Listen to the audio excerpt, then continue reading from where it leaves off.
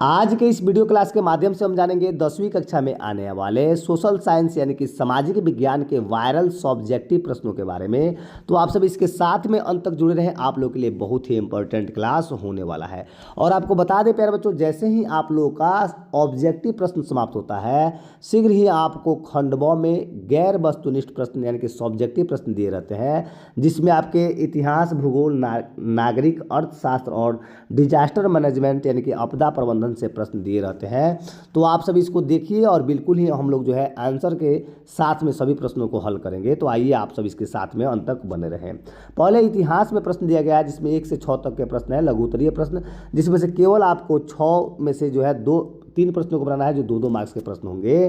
पहला प्रश्न इसमें कह रहा है कि वियना कांग्रेस का मुख्य उद्देश्य क्या था। आगे कह रहा है इसमें कि शीत युद्ध का संक्षिप्त वर्णन कीजिए।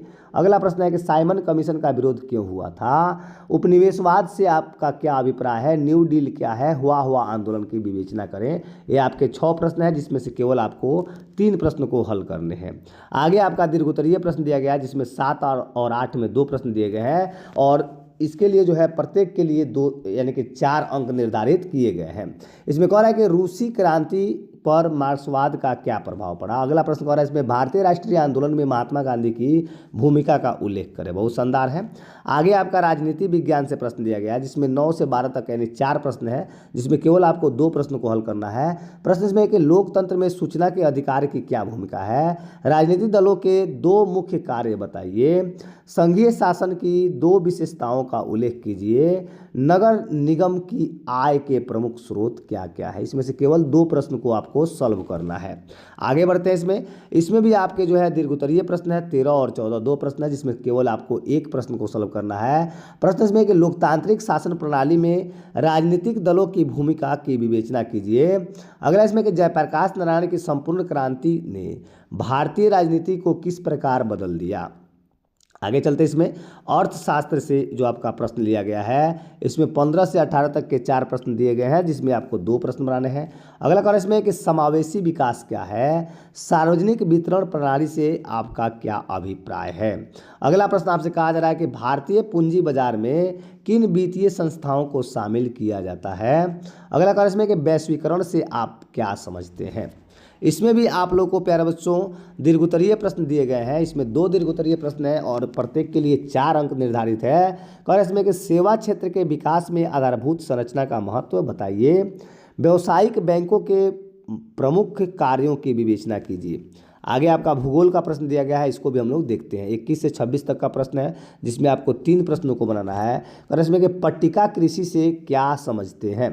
इसमें कि पारंपरिक एवं गैर पारंपरिक ऊर्जा स्रोत से में प्रत्येक के 2 उदाहरण देना है। हरित क्रांति से आप क्या समझते हैं। सार्वजनिक और निजी उद्योग में क्या अंतर है। जैव विविधता क्या है। रेड डेटा बुक क्या है। इसमें से 3 प्रश्नों को सॉल्व कर देना है प्यारे बच्चों। आगे इसमें दिया हुआ है 27 और 28 जो है दीर्घोत्तरीय है, जिसमें 4 नंबर अंकित किया गया है। जल संरक्षण से आप क्या समझते हैं। धात्विक और अधात्विक खनिजों में प्रत्येक के 2-2 उदाहरण देना है। आगे आपका डिजास्टर मैनेजमेंट से आपका यानी कि 4 नंबर का प्रश्न रहता है, यानी कि 2-2 नंबर का। और इसमें जो है 29 से 32 तक के लघु उत्तरीय प्रश्न दिए गए हैं कि आपदा के किन्हीं 2 प्रकारों का उल्लेख करें। बाढ़ से होने वाले किन्हीं 2 क्षतियों का उल्लेख कीजिए। सुनामी से बचाव के 2 उपायों का उल्लेख कीजिए।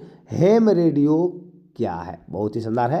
तो चलिए हम लोग देखते हैं इतिहास से लेकर आपके आपदा प्रबंधन तक के जितने भी हम लोग 32 प्रश्न किए हैं, सभी प्रश्नों को हम लोग बारीकी से देखेंगे। तो आप सभी इसके साथ में अंत तक बने रहें और इससे बाहर प्रश्न आपका नहीं किया जाएगा।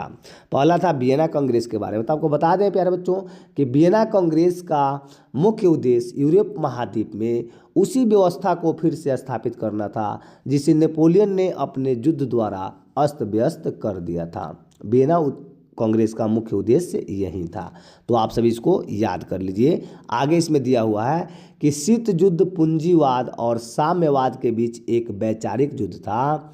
इस युद्ध में पूंजीवाद का प्रतिनिधित्व संयुक्त राज्य अमेरिका ने किया था और साम्यवाद का प्रतिनिधित्व सोवियत संघ ने किया था।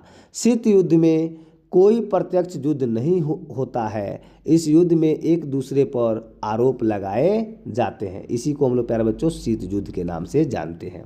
ये प्रश्न आपका आने वाला है, इसको रट लेना है। और इसमें कि साइमन कमीशन एक सात सदस्यीय आयोग था। सर जॉन साइमन इसके अध्यक्ष थे। साइमन कमीशन जब भारत आया तो इसका विरोध किया गया। विरोध करने का उद्देश्य क्या था प्यारे बच्चों? क्योंकि इस आयोग में एक भी भारतीय नहीं थे और भारत के स्वशासन के संबंध में निर्णय विदेशियों द्वारा किया जाना था। इसलिए 3 फरवरी 1928 ईस्वी में मुंबई में काला झंडा दिखाकर इस साइमन्स कमीशन का विरोध किया गया। तो प्रश्न आता है आपका कि कब किया गया? तो 3 फरवरी 1928 को। आप सभी इसको याद कर लीजिएगा, बिल्कुल ही आपका VVI प्रश्न है। अगला इसमें कह रहा है कि मशीनों के आविष्कार तथा फैक्ट्री की स्थापना से उत्पादन में काफ़ी वृद्धि हुई। उत्पादित वस्तुओं की खपत के लिए नए बाजार की आवश्यकता थी। इससे उपनिवेशवाद को बढ़ावा मिला। उपनिवेशवाद में तकनीकी रूप से कमज़ोर देश पर आर्थिक नियंत्रण स्थापित किया जाता है। इसी क्रम में भारत ब्रिटेन के एक विशाल उपनिवेश के रूप में उभरा। संसाधन की प्रचुरता ने उन्हें भारत की तरफ व्यापार करने के लिए आकर्षित किया। भारत ब्रिटेन के लिए एक बृहद बाजार के रूप में उभरा। इस प्रकार आप लोग इसका आंसर लिख सकते हैं। अगला प्रश्न भी आपका VVI है, इसको देख लेना है। प्रश्न कहा जा रहा है कि न्यू डील क्या है? तो न्यू डील की नीति की शुरुआत जो है 1933 ईस्वी में अमेरिका के राष्ट्रपति फ्रैंकलिन डी रूजवेल्ट के द्वारा की गई थी। इस नीति का मुख्य उद्देश्य था कृषि और उद्देश्य में संतुलन लाना और साथ ही साथ मानव समाज और स्वाधीनता को सुरक्षित रखना।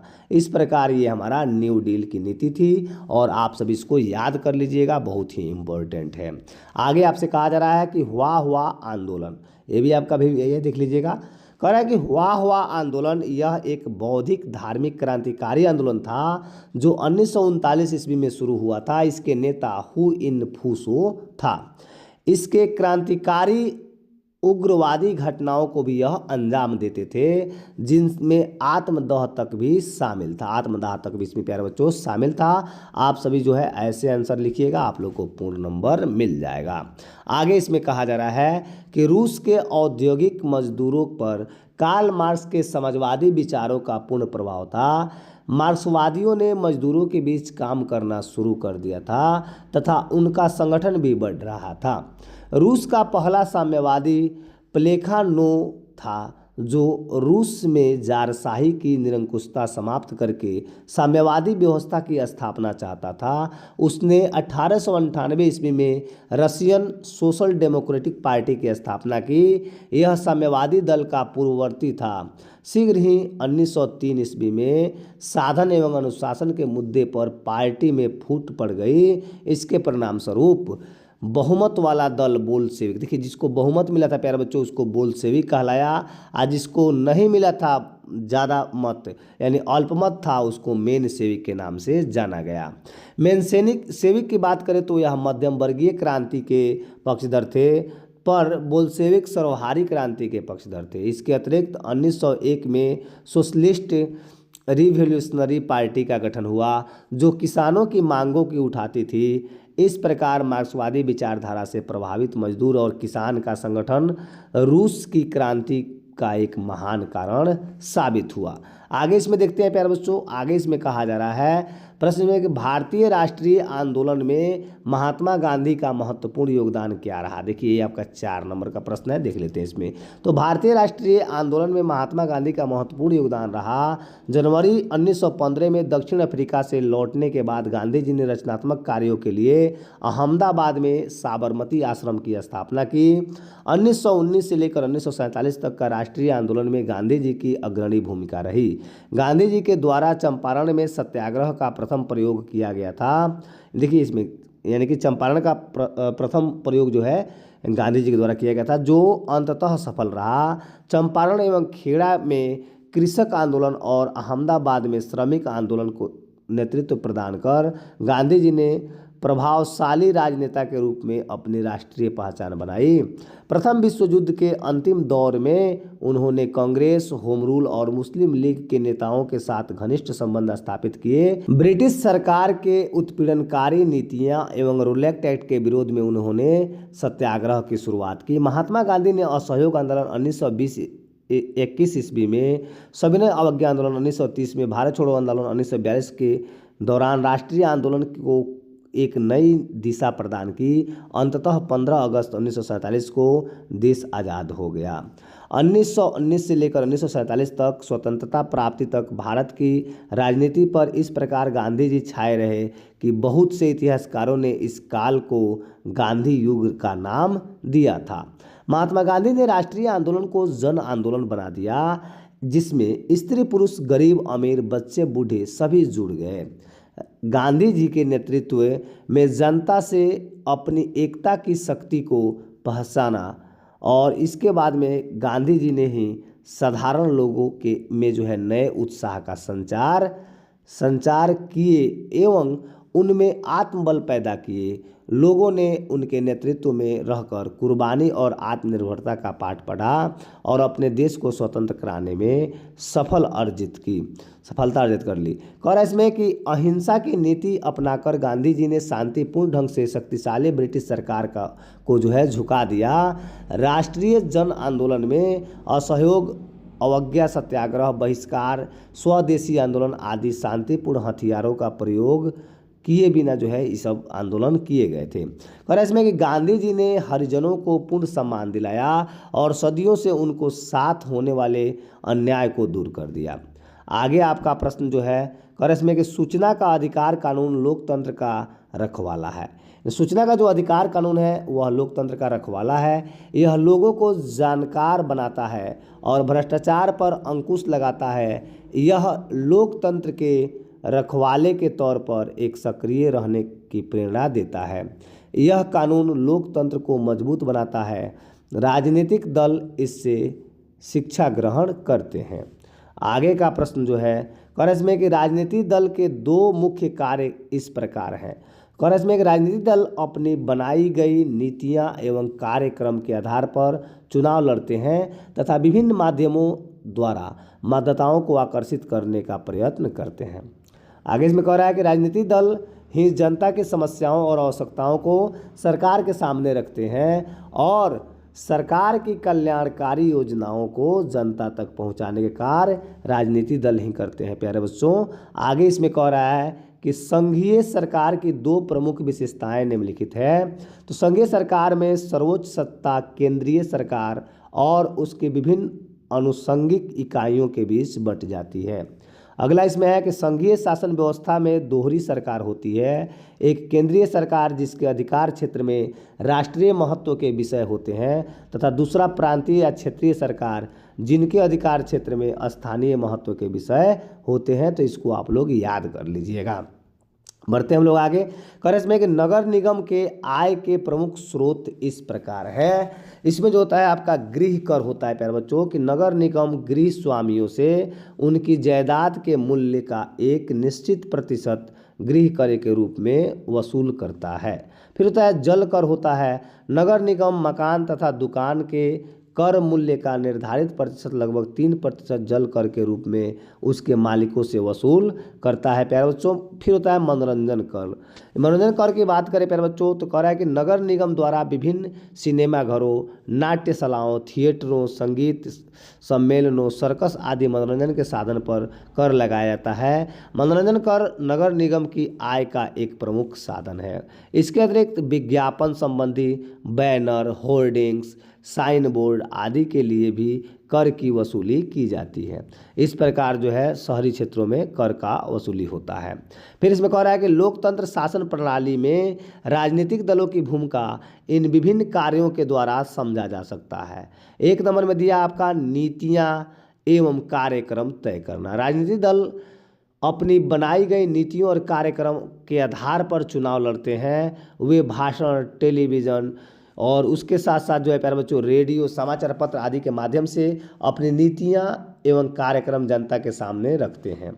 फिर इसमें कहा जा रहा है कि शासन का संचालन, इस प्रकार आपका शासन का संचालन है। फिर आपका हो जाएगा चुनावों का संचालन, आप सब इसको देखते रहिए। फिर कह रहे इसमें है कि लोकमत का निर्माण करना, इस प्रकार आपका आंसर बनेगा।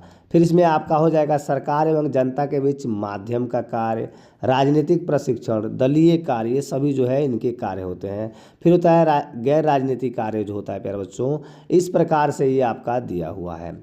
आगे आपसे कहा जा रहा है प्रश्न इसमें कि जयप्रकाश नारायण के बारे में दिया गया है। तो जयप्रकाश नारायण के बारे में आप लोग जो है इसको देख लीजिएगा स्क्रीनशॉट लेकर, बिल्कुल आप लोग के लिए इम्पोर्टेंट हो जाएगा। हम लोग आगे बढ़ते हैं। इसमें कह रहा है प्यारे बच्चों कि समावेशी विकास की बात की जा रही है। तो समावेशी विकास जो होता है इंक्लूसिव ग्रोथ होता है। इसका मतलब होता है ऐसे विकास से है जिसमें समाज के सभी वर्ग तथा गरीब अमीर छोटे बड़े ऊंच नीच का विकास हो, अर्थात उनके जीवन स्तर में सुधार और विकास हो। केवल राष्ट्रीय आय में वृद्धि से समावेशी विकास संभव नहीं है। विकास का सीधा संबंध राष्ट्रीय आय से है। राष्ट्रीय आय का आधार प्रति व्यक्ति आय है। प्रति व्यक्ति आय में यदि वृद्धि होती है तो राष्ट्रीय आय बढ़ जाती है और विकास संभव हो पाता है।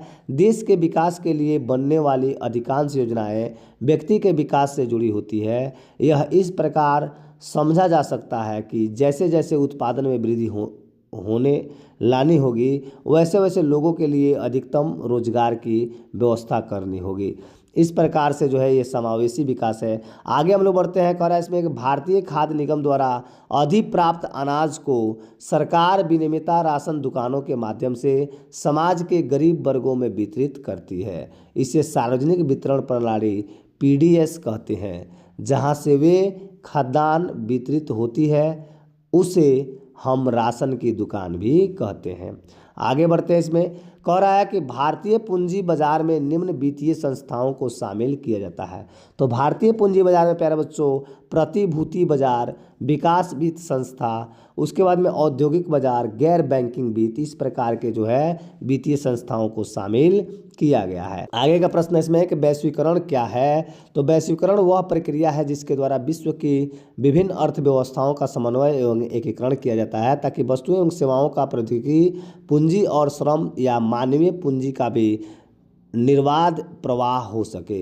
वैश्वीकरण के अंतर्गत पूंजी, वस्तु और प्रौद्योगिकी का निर्बाध रूप से एक दूसरे देश में प्रवाह होता है। इसको स्पष्ट करते हुए ब्रैंको मिल्नोविक ने कहा है कि वैश्वीकरण का अर्थ पूंजी, वस्तु, प्रौद्योगिकी एवं लोगों का विचार का स्वतंत्र प्रवाह होता है। कोई भी ऐसा वैश्वीकरण आंशिक ही माना जाएगा जिसमें मानवीय संपदा का प्रवाह में रुकावट आए।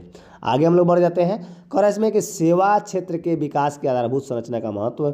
बुनियादी ढांचे या आधारभूत संरचना किसी भी राष्ट्र के आर्थिक विकास में महत्वपूर्ण भूमिका निभाते हैं।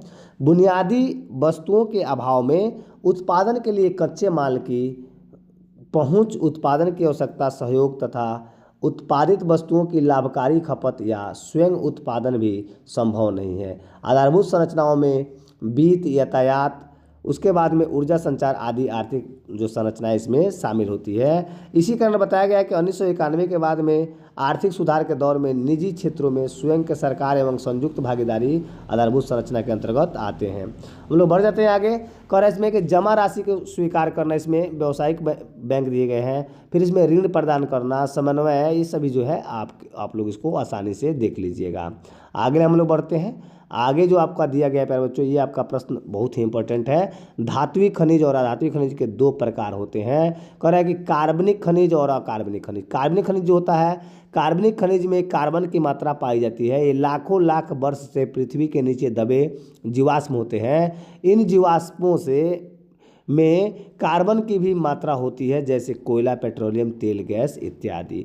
और कार्बनिक खनिज की बात करते हैं तो अकार्बनिक खनिजों में कार्बन की मात्रा नहीं पाई जाती है और पाई भी जाती है तो बहुत कम, जैसे अभ्रक, सोना, चांदी, तांबा इत्यादि हो जाएंगे। कह रहा है कि आपदा के दो प्रकार होते हैं, एक प्राकृतिक, एक मानव जनित। प्राकृतिक आपदा की बात करें तो भूकंप, सुनामी, बाढ़, सूखा, आंधी, चक्रवात, बादल का फटना आदि प्राकृतिक आपदा होता है। मानव जनित आपदा की बात करें तो आतंकवाद, लूटपाट, आग लगी, युद्ध, धार्मिक या जातीय दंगे मानव जनित आपदा कहलाती है। बाढ़ एक प्राकृतिक आपदा है, यह विनाशकारी होती है। इसके प्रमुख दुष्परिणाम निम्नलिखित है। बाढ़ के दुष्परिणाम जो होता है प्यारे बच्चों, धन जन की हानि होती है, पालतू पशु भी मर जाते हैं, फसलें बर्बाद होती हैं, मकान और ढांचे के गिरने या क्षतिग्रस्त होने से आर्थिक हानि की जो है साथ आवास की समस्या भी उत्पन्न हो जाती है। कह रहा है कि परिवहन के साधन एवं सड़कें, रेल मार्ग, पुल टूट जाते हैं, ये सभी जो है दिया हुआ है। आगे इसमें कहा जा रहा है कि सुनामी आपदा प्रबंधन द्वारा सुनामी के भयावह मुकाबला तथा बचाव के लिए निम्नलिखित उपाय किए जाने हैं। और इसमें कि सुनामी से बचाव के लिए पूर्व अनुमान आवश्यक है। समुद्र के बीच में इसके लिए स्टेशन या प्लेटफॉर्म बनाने की ज़रूरत है जो समुद्री जल की सतह के नीचे की क्षैतिज हलचलों का अध्ययन कर तट पर संकेत दे सके। इसके द्वारा लोगों को हटाया जा सके। तटबंध के किनारे मैंग्रोव जैसे वनस्पति लगाना चाहिए। कटीले तटबंध बनाया जाना चाहिए जो तट से टकराने वाली तरंगे को रोकने तथा प्रभाव सीमित करने में सहायक हो। आगे आपका जो दिया गया है इम्पोर्टेंट है, देख लीजिए। कह रहा है कि एमेच्योर हैम रेडियो की बात करें तो एमेच्योर हैम रेडियो जो होता है, रेडियो को हैम रेडियो के नाम से जाना जाता है। एमेच्योर शब्द का अर्थ जो है गैर वाणिज्यिक परियोजना के लिए रेडियो संचार का प्रयोग करना। इसके संचालन के लिए सीमित ऊर्जा की आवश्यकता होती है। इसकी पूर्ति जनरेटरों और बैटरी से आसानी से की जा सकती है। इसके उपयोग के लिए आधारीय इंफ्रास्ट्रक्चर आवश्यकता नहीं है। कह रहा है कि हैम रेडियो के कुछ विशेष फ्रीक्वेंसी की तरंगे का प्रयोग किया जाता है जो अंतर्राष्ट्रीय दूरसंचार निगमों के अनुसार होता है। भारत में हैम रेडियो का प्रयोग धीरे धीरे बढ़ता जा रहा है। भारतीय अंतरिक्ष अनुसंधान संस्थान हैम के लिए सूक्ष्म तरंगों के लिए सैटेलाइट का निर्माण कर रही है। इस प्रकार से प्यारे बच्चों हम लोगों ने जो है जो भी सब्जेक्टिव VVI प्रश्नों को देखा है वो आपके एग्जाम में आने वाले हैं, तो आप सभी इसके साथ में अंत तक जुड़े रहें और उसके साथ साथ जो है इसको याद करके जाएं जो बिल्कुल आपके एग्जाम के लिए अच्छा होगा। तब तक आप हंसते रहें, मुस्कुराते रहें, खेलते रहें, पढ़ते रहें। बहुत बहुत धन्यवाद।